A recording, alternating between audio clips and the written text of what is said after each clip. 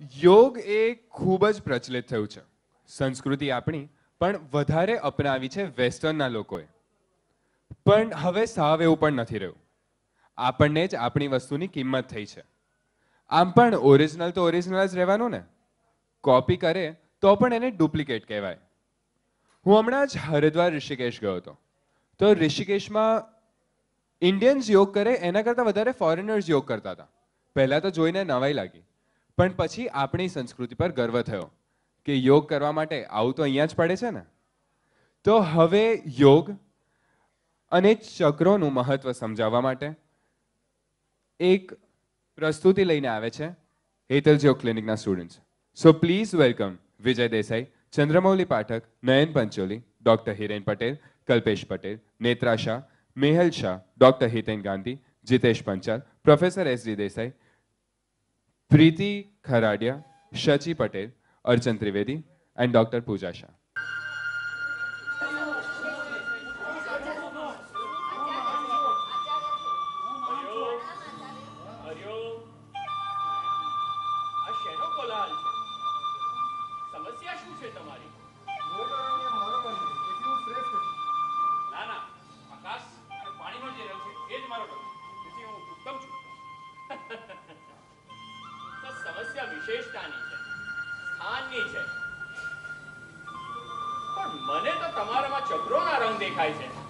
આચાર્યજી, રંગો એટલે શું છે? રંગોનું શરીર સાથે શું સંબંધ છે? તમને શું આ ચક્રોનું મહત્વ ખબર છે? હા, ખબર છે અમને. એટલે તો હું કહું છું, હું મહાન છું. આચાર્યશ્રી, ચક્રો એટલે શું? ચક્રો વિશે હું તમને સમજાવું. પહેલા આપ સૌ સ્થાન ગ્રહણ કરો.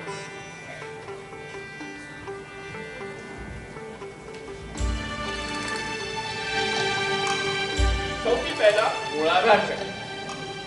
મૂળાધાર ચક્રને એક્ટિવ કરવા માટેના ઘણા બધા આસનો છે. એમાંનું એક આસન એટલે વૃક્ષાસન. મૂળાધાર ચક્ર જો મન હશે તો નાની નાની બાબતોમાં તમને ડર લાગશે. આચાર્યશ્રી, મને આવું નાની નાની બાબતોમાં ડર બહુ લાગે છે. મને શું થાય ખબર છે, આમ રોડ ઉપર જતો હું તેમ સામેથી કોઈ વાહન આવશે તો, પછી એ જ વખતે પાછળથી આવશે તો, આજે મને બહુ બીક લાગે છે. લિફ્ટ આમ ઉપરથી નીચે નીચેથી ઉપર થાય ને તો બીક લાગે. મને તો આમ લાઇટ બંધ થાય ને લાઇટ ચાલુ થાય ને આમ પડદો બંધ થાય ને પડદો ખુલે ને બહુ બીક લાગે. આવો ડર કેમ લાગતો હશે? તમારે મૂળાધાર ચક્ર મજબૂત કરવું જોઈએ, એક્ટિવ કરવું જોઈએ. તમને બતાવશે વૃક્ષાસન.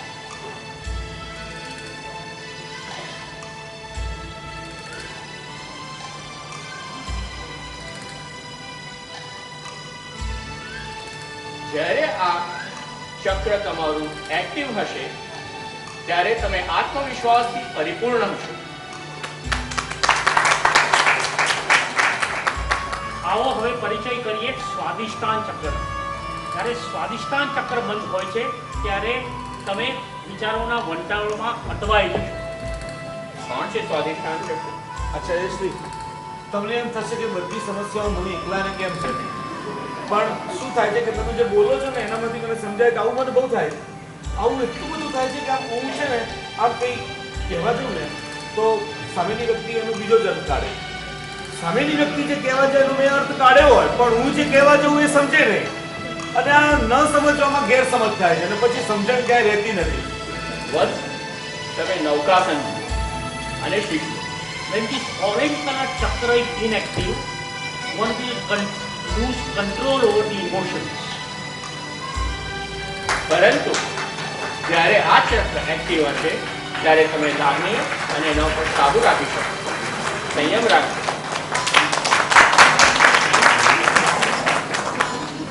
હવે વારો આવે છે મણિપુર ચક્ર. So if this yellowish orange color chakra is inactive, one will suffer from diabetes and problems related to digestion. આપણે આયંગર ટેકનિકથી મણિપુર ચક્ર વિશે જોયું. એક ચક્રાસન બતાવો.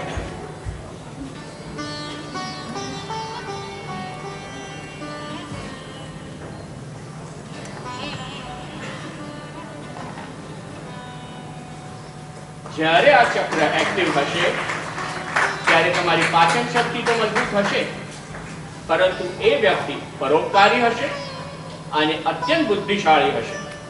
આવું છું.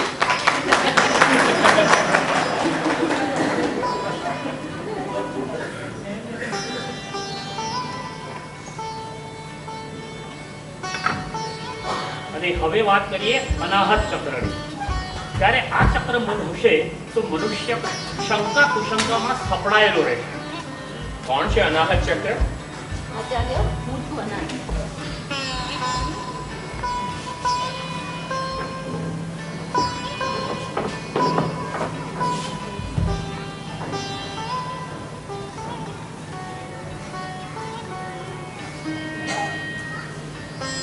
When this chakra is active, you will be able to trust people easily. You can share your thoughts and ideas with one and all. Above all, you'll be stress-free.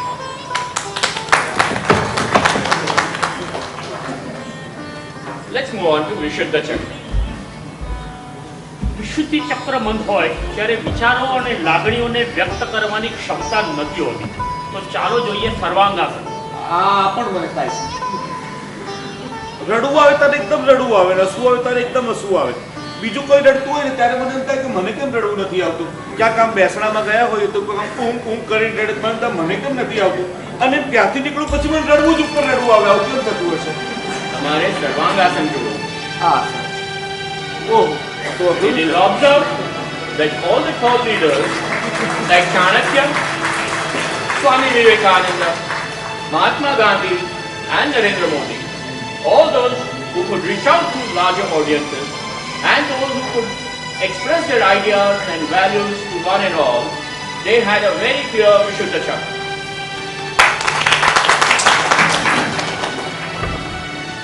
તો હવે જોઈએ આજ્ઞા ચક્ર.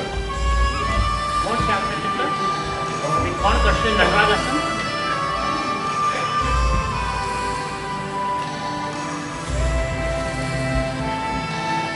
જે મનુષ્યનું આજ્ઞા ચક્ર કાર્યશીલ હોય છે એ ધાર્યા કામ કરી શકે છે અને અંતર્જ્ઞાની હોય છે.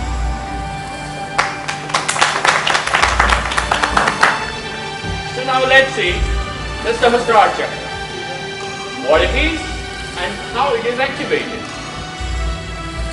ઓમ સહસ્રાર મારામાં દિવ્ય અનુભૂત, મારામાં દિવ્ય અનુભૂતિ, સુખ હોય કે દુઃખ, એનાથી હું અલિપ્ત કરું છું. તો જુઓ, મારું શિષ્ય છે.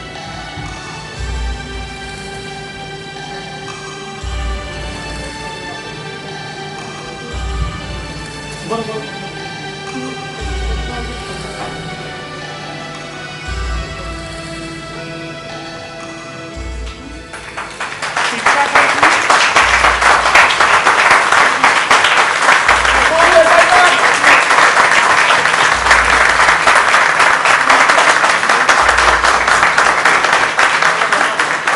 શીર્ષાસનથી આંખોનું તેજ અને મગજની શક્તિ ખીલી ઉઠે છે. આયુર્વેદ પદ્ધતિમાં આ આસન દોરડા પર લટકાવીને પણ કરી શકાય છે. વર્ષ પ્રમાણે ઉંમર વધે પણ શરીર અને મન પર આની અસર થતી નથી. આપ જોઈ રહ્યા છો. ઓહો, મહર્ષિ યોગિનીજી, પધારો. તમારી જ પ્રતીક્ષા કરી રહ્યા હતા. યોગિનીજી, આ શિષ્યોને ચક્રનું મહત્વ તો સમજાયું, પણ ચક્ર બેલેન્સિંગ એટલે શું? અને ચક્રોનો સમન્વય શું છે એના વિશે તમે માહિતી આપશો? આપ સૌ જાણતા જ હશો કે ચક્ર એ શક્તિ કેન્દ્ર છે જે આ શરીર અને મન ની પર છે. પરંતુ આપણા ભૌતિક શરીર તે કરોડરજ્જુ એટલે કે સ્પાઇનલ કોર્ડમાં આવેલું છે. અને વાત કરું ચક્રના સમન્વયની તો માત્ર ચક્રનું કાર્યશીલ હોવું જરૂરી નથી. Chakra imbalance doesn't mean some chakras are overactive and some chakras are underactive. Yes, chakra balancing means all the chakras are proportionately active. जैसे खाने में नमक स्वाद अनुसार, न कम न ज्यादा, और સાત સુરો જેમ કે 7 રંગથી મેઘધનુષ બને છે તેમજ Yes, chakras, when they are balanced, the Kundalini energy, which is lying dormant at the base of the spine, gets activated. So let's all of us do chakra balancing. સીધા લટ્ટાર બેસીશું, હથેળી ખુલ્લી અને આકાશ તરફ, આંખો બંધ જ રહેશે. Inhale and relax. ધીમો અને ઊંડો શ્વાસ અંદર અને બહાર. જેમ જેમ આ ધીમો અને ઊંડો શ્વાસ ઉપર જઈ રહ્યો છે તેમ મૂળાધાર ચક્રમાં સુષુપ્ત રહેલી કુંડલીની જાગૃત થઈ રહી છે અને ધીમે ધીમે તે સ્વાદિષ્ટાન મણિપુર અનાહતા વિશુદ્ધ આજ્ઞા તેમ ઉપર ચડે છે એવી ભાવના કરીશું. ઇન્હેલેશન એટલે કે પૂરક પૂરો થાય છે ત્યારે આ કુંડલીની શક્તિ સહસ્ત્રાર ચક્ર એટલે કે સૌથી ઉપર આવેલું ચક્ર એમાં સ્થિર થાય છે. ધીમે અને ઊંડો શ્વાસ થોડી વાર માટે રોકીશું. હવે તમારું આખું વ્યક્તિત્વ શક્તિ, પ્રકાશ અને જ્ઞાન થી વ્યાપ્ત થઈ ગયું છે. બાહ્ય શક્તિ અને આંતરિક શક્તિ સમન્વય થઈ રહ્યો છે.